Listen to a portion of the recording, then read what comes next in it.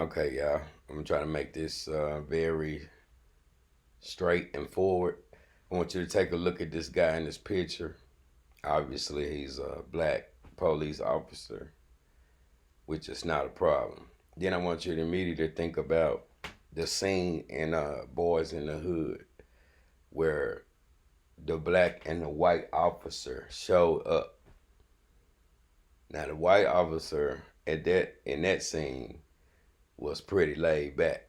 But the black officer in that same scene gave you the feeling that he didn't care too much about black people, worse than more like he hated black people. Because y'all know he used that N word and he said those words. I just can't stand you. You make a black man look bad.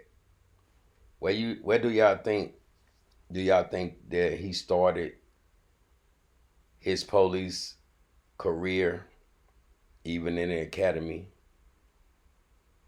Did he hate?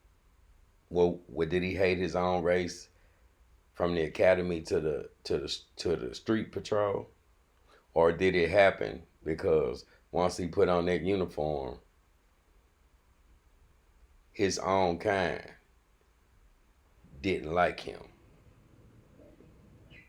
Did that build up hatred towards his own kind, or was he always a hater? I'm gonna let y'all figure that out, because that would seem like that would be something that we would have to take into consideration. That damn, a black person, a black police officer might be more racist than me, than a white police officer. Not saying that all white police officers are racist, but the percentages, y'all know what's going on. So we just gonna keep it real. So it's not a black and a white thing. We talking about a black and a black thing. And why do we have to look out for our own kind? Or is it all our? Or is it just the mentality? Or is it the perception? Or because it's very real. Now, with that being said, let's move from that level, from the police taking the person to jail. Then let's take a white juvenile and a black juvenile to jail for committing robbery. And let's just put both of them in front of a white judge. Just say like it was a science experiment. Let's make it so real that the black and the white juvenile both of them only have one misdemeanor apiece. So they should have received the same sentence. Not. So that is the system. So this judge gives the white juvenile back out of jail in 2 years, playing golf, going skiing. Now that black juvenile with the same misdemeanor. Now there's no reason for the disparity. Now the same white judge sentences this young black boy to a way harsher sentence. Yes. So this is all for food for thought, just for to help anybody that to dig a little deeper and tell me, what do y'all think? Now, think of this. Black judge. Let's take the white judge out, and let's take these two juveniles out and replace them with another set of juveniles. Let's just say it's another white guy and there's another black guy. This time, both of these guys get arrested for robbery, but they go to a black judge. This black judge, as you will see in this video that I'm about to show you, well, I'll just let the video show you. And then in this video, this is what I call food for thoughts. We gotta figure this out. Some people don't know the connections to even begin to fight the system back. True. Patrick Flaherty and Bobby Bostic have been behind bars for more than 2 decades, trying to turn their lives around. 48 Hours correspondent Aaron Moriarty takes us back to Missouri for an unlikely and emotional reunion.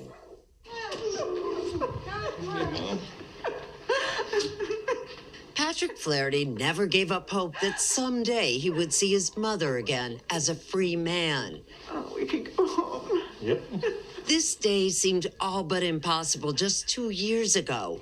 Hello, how are you? When we first met Flaherty at the Jefferson City Correctional Center in Missouri, where he has spent much of the past 2 decades. Flaherty was 22 years old in 1999 when he robbed 4 convenience stores armed with an unloaded BB gun.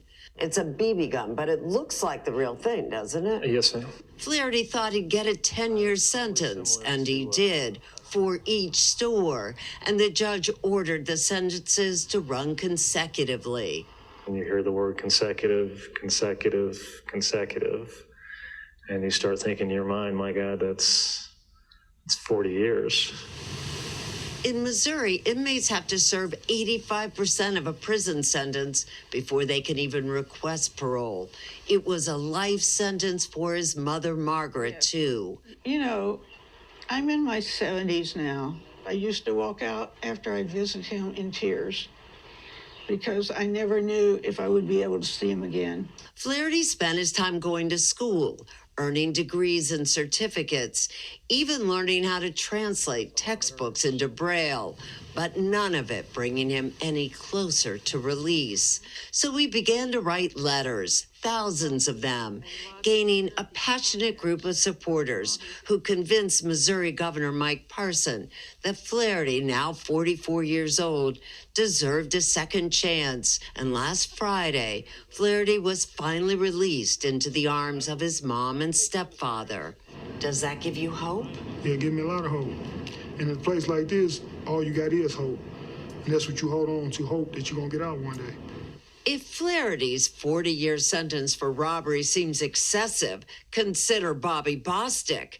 He was 16 in 1995 when he and a friend committed an armed robbery and a carjacking at Christmas time. Bostic's .38 firearm was real, and one of his victims was grazed by a bullet. Did you intend to hurt him? To kill him? No, if I had intended to hurt or kill him, I'd have kept shooting. But I didn't intend to hurt him or shoot. It's just, I was, in my young mind, it's no excuse. When I look back, it's no excuse for what I did. But Bostic, a juvenile, never expected the judge to rule so harshly. I didn't even think I'd get 30. And how many years did you get? 241 years. Did you think he was irredeemable? Yes. At the time, Judge Evelyn Baker, now retired, thought the sentence was appropriate for Bostic. I didn't expect him to survive prison. I figured with his behaviors, he was going to wind up dead. But instead, when he had money, Bostic spent it on college classes. And the teen who never read a book wrote 15 behind bars. And he is held on to hope even when he watches those with murder convictions go home ahead of him. Got something to give to the world, so I got to act on that hope. I got to just keep going. Even when this appeal get denied, I got to keep going because one day something will happen. And remarkably, the person who most wants to see that happen? 241 years is insanity. When I think back on it, and I'll say right now, it's insanity. He was a kid. He was a little boy. But you're the one who sentenced him, Judge. Yes, as he evolved, I have evolved. I mean, is it fair to say that the case of Bobby Bostic has haunted you? That would be a very true statement. I don't want to go to my grave with Bobby incarcerated.